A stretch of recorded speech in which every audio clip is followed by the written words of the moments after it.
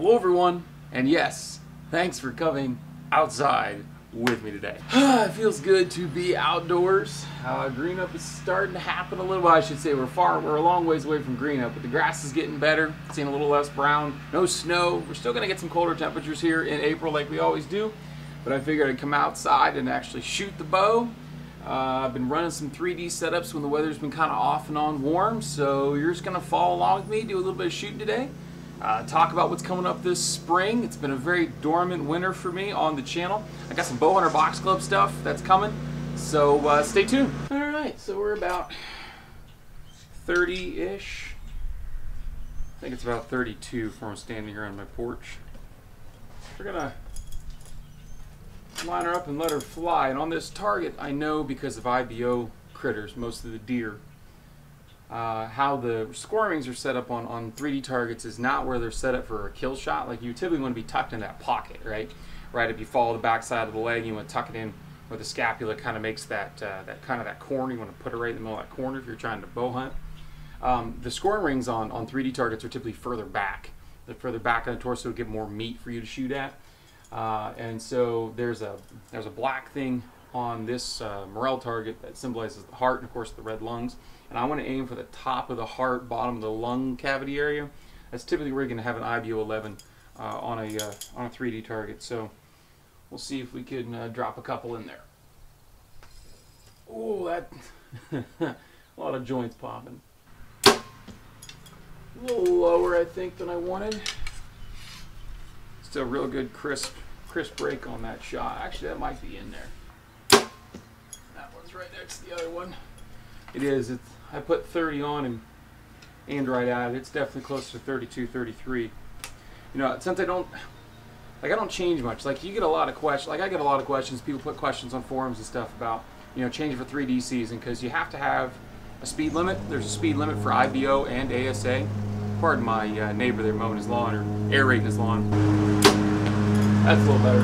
Anyway, so you got to keep your speed to about 290 or less. So cranking up to 70 pounds and shooting a 300 and some odd grain arrow, as nice as that is, you might end up bumping over that 290 speed limit, and you might end up putting yourself in a world of hurt. So instead of going out and buying lighter arrows or fatter diameter arrows, I just stick with my hunting setup. I shoot a 300 spine arrows. That's pretty much as heavy as you can get. These ones are 9.3 grains per inch. Total weight's about 406, 408 grains, depending on the tolerance.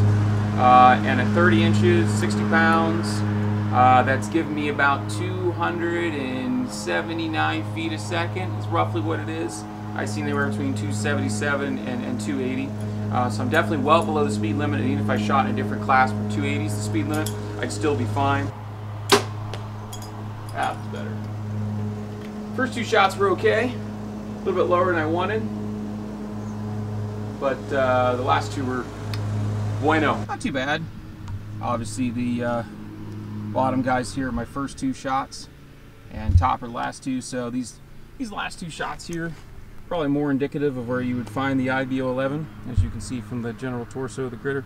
So that's probably where I want to be, but still, these would probably actually still be in there. Definitely at least a 10 at the very worst. So I apologize, this is not a very typical video. I like to be very teacher-esque in my videos, but today we're gonna vlog a little bit, share a few 3D tips with you, just kind of shoot. Those are good first 4 arrows. I'm not a great 3D shooter comparison to indoor for shooting spots and in the woods at live animals, live deer and turkeys. It's really great to be able to shoot at different size critters, different shadows in the woods. It's one thing I didn't really realize when I first started hunting, is the shadows or the differences between trees. If you're trying to put an arrow through two trees at a critter, that deer might look closer or farther away depending on those diameter of those trees and the distance and everything else.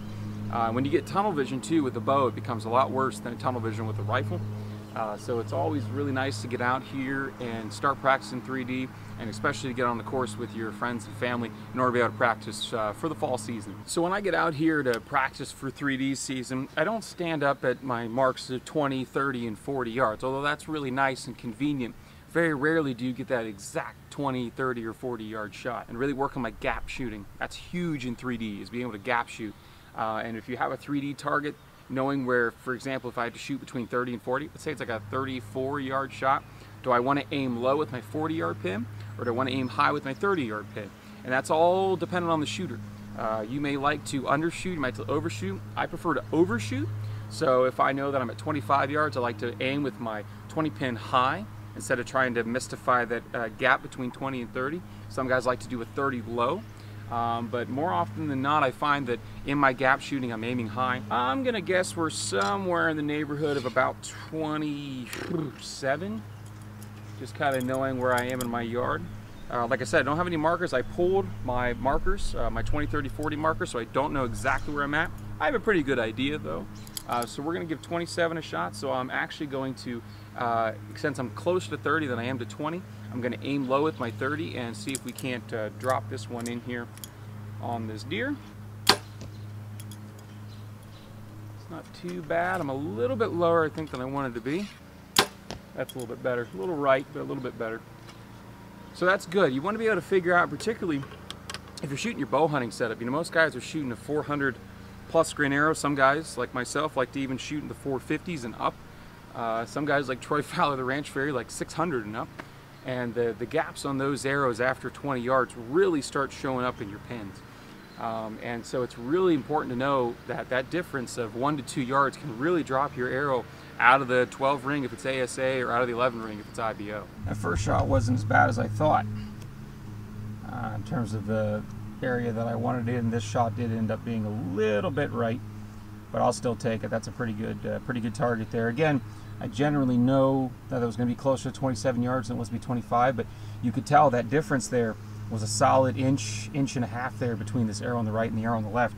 And that could be the difference between a bonus ring or not. So another pro tip here, this target, this Morel target, all the Morel targets I've ever used have actually been really good about arrow pull.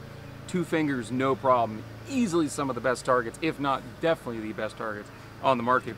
But you'll find when you start shooting 3D targets and you start getting the older ones, when they're pretty beat up, you'll get a lot of foam. They'll start sticking, they'll start grabbing into 3D targets, and particularly if it's colder outside. What I like to do is take a pill bottle. This is a pretty large one. You can get it a lot smaller. I took a sponge and I cut it up into just small chunks, and then I poured a whole bunch of old dish soap that I had lying around, so it smells really nice. But all I do is I just take it out of my quiver, shake it up a little bit. Some guys will do just like standard ivory bar soap, and they'll just paint it on the tip of their arrow. Take your arrow, stick it into the sponges, swirl it around a little bit, and you'll get a little bit of soap film on the end of your arrow, and that'll allow that to release a little bit easier from the 3D target or from the bag target or whatever you're stuck into. Adding a little bit of ivory soap or dish soap, something like that, just to the front, 2, maybe 3 inches of your arrow is a little bit excessive, but front 2 inches of your arrow, it won't muck up anything, it won't dirty anything. It's if you get a dishwash soap that's safe for the environment or something like that, if you're really worried about that, you can do that too. But just something like that, just to keep your arrows from sticking into targets and what have you. It's a real benefit, because when you get 20, 30 course targets and you get to the end, you get a whole bunch of foam stuck to your arrow. It's nigh impossible to get them out of your target. You'll find yourself fighting the foam. You have to knock the target over, stand on top of it, pull your arrow out. It's terrible. So I'm going to keep shooting here, but I'm not going to bore you to death with any more slow motion shots or anything like that. Do want to allude to some things that are coming up this spring I'm really excited about before I do wrap up this video. I'm going to start turkey hunting here. Let's see here. We have 2 weeks until the Youth Day opens up. That's always a fun day. Talk to the kids at school about that. Then 3 weeks from this weekend will be the opening day of the statewide turkey season. Goes all through the remainder of the month of April and then all the month of May.